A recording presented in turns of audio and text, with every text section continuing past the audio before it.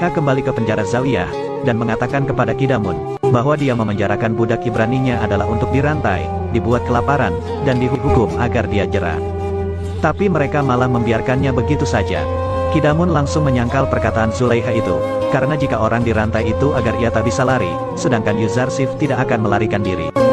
Orang yang dibuat lapar jika orang itu suka makan, sedangkan Yuzarsif tidak seperti itu. Tahanan yang dicambuk, jika dia melanggar aturan, sedangkan Yuzarsif tidak pernah melanggar aturan apapun. Perkataan Kidamun itu langsung membuat Zulaikha sadar, bahwa ia memang telah mengambil hati para penjaga, bahkan para tahanan yang lain. Kidamun pun mengungkapkan, bahwa memang semua orang di dalam penjara ini, sekarang sangat menghormati Yuzarsif, dan dia juga memaklumi jika Zulaikha terpikat kepadanya. Setelah itu Kalimama membujuk Yuzarsif agar kembali ke istana, dan mau menuruti semua permintaan dari Zulaikha. Akan tetapi Yuzarsif dengan lantang menolak ajakan itu, karena dia tidak ingin menukar kebebasannya dengan sebuah dosa. Zulaikha yang mengetahui hal itu pun menyuruh agar Yuzarsif terus dipenjarakan sampai ia mati membusuk di dalam penjara. Sementara itu di kanan, orang yang kemarin bertemu dengan Yuzarsif, menemui Yakub dan mengatakan bahwa dia bertemu dengan seorang pemuda yang ada di penjara. Dia menanyakan kabar Yakub. Ketika Yakub menanyakan apakah nama pemuda itu Yusuf, orang itu menjawab bahwa pemuda itu tidak menyebutkan namanya, dan hanya bertanya tentang Yakub saja. Dia juga berpesan agar Yakub mendoakan anak yang terpisah dari ayahnya. Hal itu langsung membuat Yakub berpikir, bahwa pemuda itu adalah Yusuf anaknya. Namun Benyamin mengira, bahwa pemuda itu bukanlah Yusuf. Karena apa yang Yusuf lakukan di Mesir, sampai ia harus dipenjara. Yakub pun berdoa agar Allah mengabulkan semua doa dari pemuda yang ada di tahanan itu, dan segera membebaskannya dari sana. Anikmahu akhirnya mendapatkan surat undangan dari Amunhotep, untuk menghadiri sebuah pertemuan di istana. Para pendeta berpikir, bahwa acara itu adalah sebuah perangkap, dan mengusulkan agar membawa pasukan Amun untuk berjaga-jaga jika terjadi bahaya di sana. Namun Anikmahu mempunyai ide, agar mereka mengundang beberapa pembesar kota, hadir di pertemuan itu. Agar Amunhotep tidak bisa menindak mereka di acara itu. Sementara itu di penjara Zawiyah, Aphufis dan Inarus akan dibawa keluar untuk disidang di hadapan Amunhotep. Namun para tahanan lain mulai mempercayai lagi apa yang dikatakan oleh Yuzarsif, karena ini sudah hari ketiga saat dia menakwilkan mimpi Inarus dan Aphufis. Seluruh tahanan menenangkan Aphufis, karena mereka percaya jika Aphufis akan ditempatkan di tempat yang terbaik oleh Allah.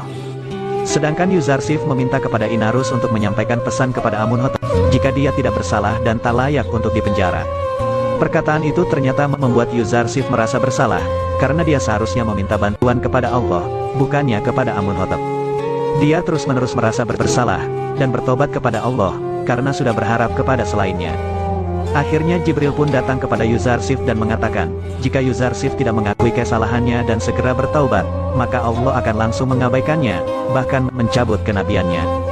Karena hal itu, yang sebenarnya Yuzarsif ditakdirkan hanya dipenjara selama 1 tahun saja, dia akan dipenjara 7 tahun lagi untuk menebus kesalahannya, dan membimbing para tahanan yang nantinya Yuzarsif akan membutuhkan banyak teman. Pendeta Kimuni yang lama di penjara, juga akhirnya dibawa oleh para penjaga bersama Aphufis dan Inarus. Saat di perjalanan, Kimuni mulai mendesak agar Aphufis tidak mau buka mulut di hadapan Amunhotep. Dia menyuruh agar Aphufis mengatakan, jika waktu dia bersaksi di hadapan Putifar, dia tak tahan karena telah disiksa. Jika Aphufis mengungkapkan semuanya kepada Amunhotep, maka keluarganya dijamin akan terkena kutukan dari Amun. Anikmahu akhirnya hadir di istana, yang sudah dihadiri banyak sekali pembesar-pembesar. Serta Amunhotep yang menyambutnya, langsung bertanya kepada Anikmahu, apa hukuman bagi para pemberontak yang berusaha membunuhnya. Semua orang pun bertanya-tanya, apa maksud dari pertanyaan Amunhotep yang terlihat marah itu. Dan Padiamun langsung mengatakan, bahwa banyak sekali orang yang ingin mengadu domba antara Amunhotep dan para petinggi kuil. Tapi Putifar langsung menyuruh agar penjaga membawa masuk Aphufis dan Inarus. Yang langsung ditanyain, apakah mereka ada hubungannya dengan para pendeta saat berencana membunuh Amunhotep. Aphufis langsung menjawab, bahwa para pendeta tidak ada hubungannya sama sekali dengan rencana pembunuhan itu, dan saat dia mengakui di depan Putifar itu, karena dia tidak tahan disiksa. Maka dari itu, dia mengarang cerita agar berhenti disiksa oleh para penjaga penjara. Anikmahu lalu mengatakan kepada Putifar, kenapa dia sangat bersikeras menuduh para pendeta terlibat masalah ini. Putifar pun mengatakan, bahwa pertunjukan ini masih akan berlanjut. Kemudian dibawa masuk lagi Kimuni, yang membuat para pendeta lain terkejut dan merasa ketakutan. Namun saat Kimuni ditanya, kenapa ia mencari Apophis sampai di penjara, Kimuni menjawab, bahwa dia merasa kasihan kepada keluarga yang selalu menangis kehilangan Apophis. Karena jawaban itu, Potifar tidak bisa lagi membongkar rahasia yang sesungguhnya. Karena Apophis dan Kimuni tidak mengakui yang sebenarnya terjadi. Karena kejadian itu, Amunhotep sangat marah, dan mengusir para pendeta, karena dia merasa kalah di hadapan semua orang. Amunhotep muda lalu mengatakan kepada Apophis, jika Apophis mengakui semuanya, maka para pendetalah yang akan dihukum, dan Apophis akan terbebas dari hukuman. Tapi semua yang Apophis lakukan itu, agar keluarganya bisa tetap aman. Seperti yang sudah dikatakan oleh Yuzarsif di penjara, Apophis akan dihukum gantung, dan Inarus kembali menjadi penyuguh minuman bagi Amunhotep. Amunhotep juga memarahi Potifar, karena kelalaiannya maka para pendeta terbebas dari hukuman dan tidak terbukti bersalah di hadapan halayak ramai.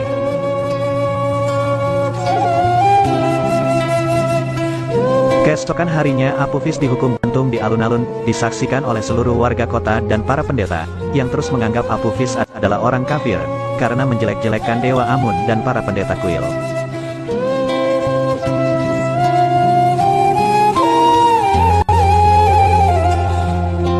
Sementara itu di penjara, penjaga mengatakan kepada semua tahanan, bahwa takwil mimpi Yuzarsif telah terjadi. Tapi Nineferkip tetap menganggap bahwa Yuzarsif adalah seorang penyihir, dan menyuruh untuk meramal lagi apa yang akan terjadi. Yuzarsif menjelaskan bahwa itu bukanlah sihir, melainkan tanda-tanda Allah yang menjadi petunjuk baginya. Dia juga mengatakan bahwa sebentar lagi Nineferkip akan bebas dari penjara. Hal itu membuat dia merasa sangat senang, karena seharusnya ia dipenjara seumur hidup. Tapi para tahanan lain berharap jika perkataan Yuzarsif sekali ini adalah salah. Sementara itu jasad Apophis yang masih tergantung, mulai dikerumuni oleh burung gagak, seperti apa yang dikatakan oleh Yuzarsif. Kembali ke penjara, hal yang dikatakan oleh Yuzarsif kembali terjadi. Nineferkip dibebaskan dari penjara, karena para pendeta kuil Amun memintanya, untuk alasan agar dia bisa menjadi lebih baik dan mengabdi untuk kuil Amun.